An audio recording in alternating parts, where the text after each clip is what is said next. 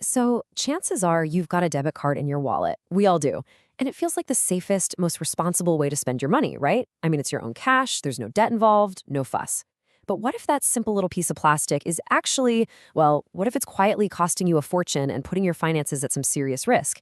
Today, we're going to break down why your debit card might just be the worst tool you own. Wow. Okay, that's a pretty bold statement, isn't it? But it gets right to the heart of the problem. Your debit card is a direct pipeline, a direct link to your actual cash. See, when hackers get a hold of your credit card number, they're technically stealing the bank's money. But when they get your debit card number, oh no, they're stealing your money. Let's dig into why that one little difference is so incredibly important.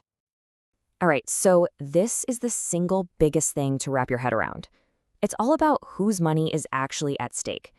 When you swipe that debit card, you are spending your own hard-earned cash, and it is gone instantly. So if anything goes wrong, it's your money that vanishes from your account first, and you're the one left scrambling. And this analogy just hits the nail on the head. Imagine it.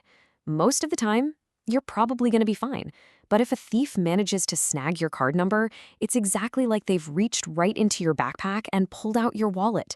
The cash is gone immediately, and now you're left with all the stress of trying to prove it was stolen and hopefully get it back. Okay, so let's get into the two main ways your bank account really gets drained. First, there's outright fraud, the stuff we just talked about. And then there are those sneaky, totally unexpected fees that pop up when you least expect them. This is where the real danger is. Just look at that number, $1.2 billion. That's how much money was lost just to debit card fraud in the US in 2023 alone. And this isn't some rare lightning strike kind of event. It's happening constantly, and it just goes to show how vulnerable that direct link to your cash really is. Now, this table right here, this shows you the critical difference in your protection. With a debit card, if you don't report the fraud super fast, like within 2 days, your liability, the amount you're on the hook for, can jump from $50 to $500, or even your entire account balance. And the worst part, while the bank is investigating, your money is actually gone. With a credit card, your liability is legally capped at $50, your own cash stays safe and sound, and it's the bank's money on the line, not yours. Big difference. And it's not just fraud we're talking about. Look at this, $33 billion. That is how much Americans paid in overdraft fees in 2023. And so often it's triggered by a simple debit card swipe for a coffee or some groceries that just happens to push an account a few dollars into the red. It is a massive hidden cost of using your own money. This analogy just nails it, doesn't it? Using a debit card can seriously feel like walking a tightrope. One tiny miscalculation in your balance, and boom, you fall straight into a pit of $30 or $40 fees. A credit card, on the other hand, gives you solid ground, a clear limit you can use without that constant fear of surprise penalties for going just a couple bucks over. So beyond all those direct risks, there is this huge opportunity cost. You see, with every single debit card swipe, you're not just spending money, you're missing out on a chance to get something back. You're literally just leaving value on the table. Think of it this way. A debit card purchase, that's like getting an empty cup. You paid, you got your thing, and that's it. Story over. A credit card is like getting the soda plus a free snack and a loyalty stamp. You are spending the exact same amount of money, but one tool actually gives you something back in return. And hey, we're not talking about trivial little perks here. We're talking about real money back in your pocket from cashback. We're talking free flights from travel points. We're even getting free repairs on something that broke thanks to an extended warranty. These benefits can add up to hundreds, maybe even thousands of dollars a year, all of which you're just missing out on with a debit card. But you know, maybe the most important benefit you're missing out on has nothing to do with today's spending at all. It's about your future. It's about building a credit score that can open doors to your major life goals. This is such a powerful way to look at it. Using a debit card is like running on a treadmill. Yeah, you're financially active, you're spending money, but you are going absolutely nowhere. Your credit score doesn't budge one bit. But using a credit card responsibly, that's like walking down a road.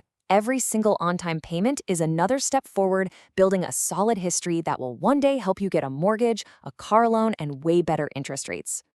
Okay, I know what you're thinking. At this point, it totally sounds like credit cards are the obvious winner, no contest. But this is where we have to hit the brakes. All of these amazing benefits, they come with one enormous catch. And it would be totally irresponsible not to talk about it. The very real, very serious danger of debt. So, what is the catch? It's really simple. You're spending the bank's money. And spoiler alert, banks don't just give that money away for free. They have designed a system specifically to make money from you. And if you're not super careful, this powerful tool can become a serious financial trap. The weapon the bank uses is the interest rate. It's basically the price you pay for borrowing their money. And if you don't pay off your entire balance every single month, this is the thing that causes a small debt to spiral out of control. And this is exactly how it happens. You make a simple $100 purchase. Then you think, I'll just make the minimum payment this month. But then bam, a high interest rate gets slapped on the rest of the balance, and before you even know it, that $100 item is now costing you $120 or more. This is how credit card companies make their billions, and it's how so many people fall into debt. So, after weighing all the pros and all the cons, where does that actually leave us? Well, it leaves us with the power of choice. Understanding the risks and the rewards of each of these tools is the absolute first step to making a smarter financial decision for yourself. This table really just brings it all together. A debit card gives you a very low risk of going into debt, which is great, but in return, you get low security and absolutely zero rewards. A credit card offers high security, fantastic rewards, and it builds your financial future, but, and this is a big but, only if you have the discipline to avoid that very high risk of debt. Ultimately, this isn't about being on team debit or team credit. It's about recognizing that these are just tools in your financial toolbox. A credit card, if you use it responsibly and pay it in full every single month, offers way superior benefits. But if you know you struggle with overspending, a debit card provides that hard limit. The real power is in knowing yourself and using the right tool for the right job. So I'll leave you with this one question to think about.